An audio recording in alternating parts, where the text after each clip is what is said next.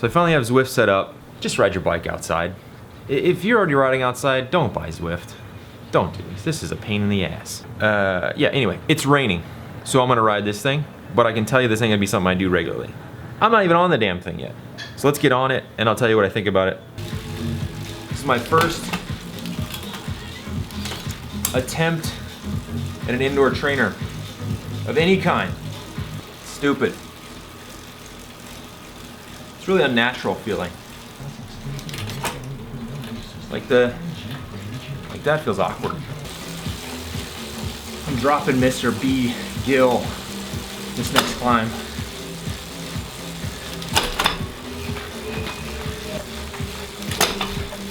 See Mr. B. Gill. B. Gill, he just got dropped. It's hard to get cadence.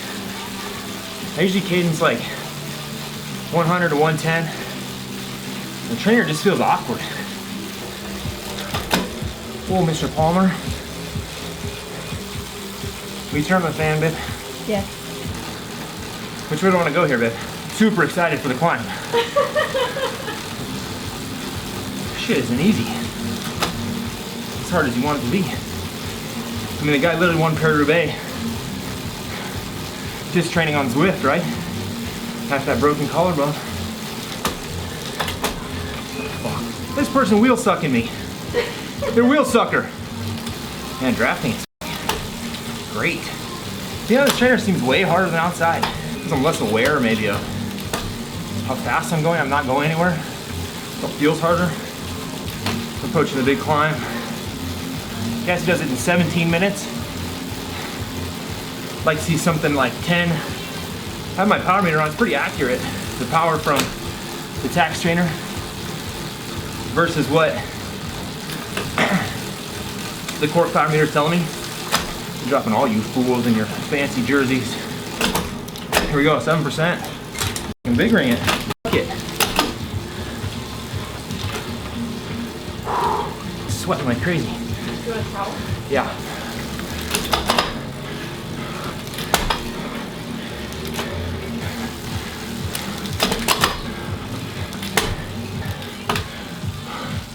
So, 8 minutes.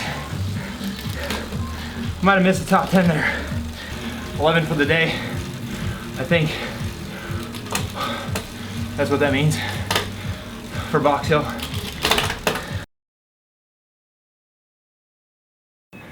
Holy cow.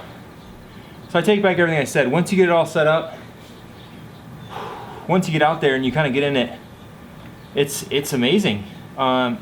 I did 2 laps of the London loop, and the second time around, I have to just lean over, I'm smoked. The second time around, I found like one guy, LO Cool Hills, to work with, if you're watching.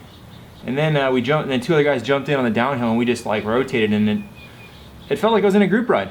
It's amazing. It actually feels like you're in a group ride. I could see how you could do this exclusively. Now, that all being said, I will not replace my outdoor riding with this. This is a totally different thing. This is purely working on like just fitness. One thing I noticed, that the biggest thing I noticed was that standing up on this bike, like when you stand, it takes no upper body to control anything. So it's all in your legs, and that's not accurate of what the real world is. On here, I feel like standing is actually more efficient. Because it's like a stair climber, if that makes sense. It's just like you're walking upstairs. Where out in the real world, you have to support your bike, and you have to use your core and use your upper body and stuff, and it's way harder.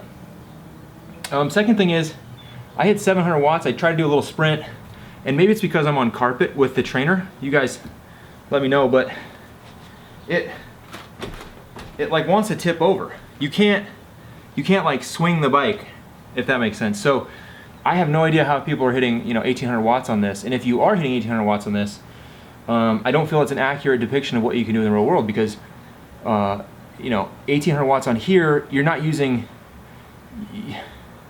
just not using the right muscles, and it's not real world accurate. So if you're hitting big numbers on the Zwift device, let me know how you're hitting, what you're hitting in comparison in the real world. I'd like to know, because I hit it once and I got, I think, to like 800 watts, and I was like kind of scared of the machine. So I'm gonna clean up and I'll come back and chat some more with you guys. You know, initially setting it up, just like setting up anything online, it can be a little frustrating. And then getting the bike on here is kind of a pain. Her bike's laying out here on the patio. Once it's on, it's fine. I'm really happy with how the Di2 shifts. You know, Di2 just shifts well on any cassette. This is like some crummy cheap cassette that I have, and it shifts phenomenal. The one thing I don't like, and maybe this is because it's on carpet, the big thing I don't like is how like easy the bike rocks. Like I was actually coming off the ground when I tried to actually sprint. I could only hit 700 watts because the bike would come off the ground. Like it would like lift the corner up, and maybe that is because I'm on carpet and there's the padding underneath the carpet, and then I have the yoga mat as well, so it's creating a uneven or unstable surface. That's my thought, right? So I'm not going to completely say it's crap for that. What I will say though is, because you can't move the bike side to side, you lose a lot. I said this before, I said it when I got off the trainer, but you lose a lot of the feel of what it takes to support the bike, and using your core and using your abs and stuff to you know, fight the resistance of your legs. You don't have to fight the resistance of your legs with your arms, really. You can just push with your legs. It could create a very imbalanced rider, I could see. I could also see it creating a rider that really doesn't have the strength, if you will, like the core strength to actually live up to their FTP. Like you could build a really high FTP sitting on this trainer, and then go out in the real world, and then all of a sudden you don't have the core to actually support that kind of FTP. Your lower back would die, and your abs and your triceps and stuff would all die, because you're actually, you know, having to use those out on the bike. So I could see some imbalances being made, but I could see this as the absolute greatest way to work on your FTP and create just the long tank muscles. You know, if you are a guy already who has been riding, and you know, obviously you have the core, you have the ability to ride a bike, you know, you have the strength to support it, and you just want to amplify it and then do it on a schedule you want to do it on, perfect supplemental tool. Or if you're a person that has no aspirations of going outside, you know, someone said, oh, there's no replacement for being outside, and that's true. I love riding my bike outside, but in this day and age, if you want to stay indoors and just ride this thing, you know, and ride Zwift, I see that as something that's totally an option for people. You know, there's an unfortunate side of cycling that we all know about, and it's, you know, people get hit and people die every day on bicycles. And for some of us, some people out there, they don't get into road cycling because of that. So maybe this is the answer for those people, and you know, that want to get into shape, that want to lose the weight, you know, that want to have a no impact on their knees, cardiovascular workout. Get on Zwift, do it at home. Buy a bicycle though, don't buy a trainer.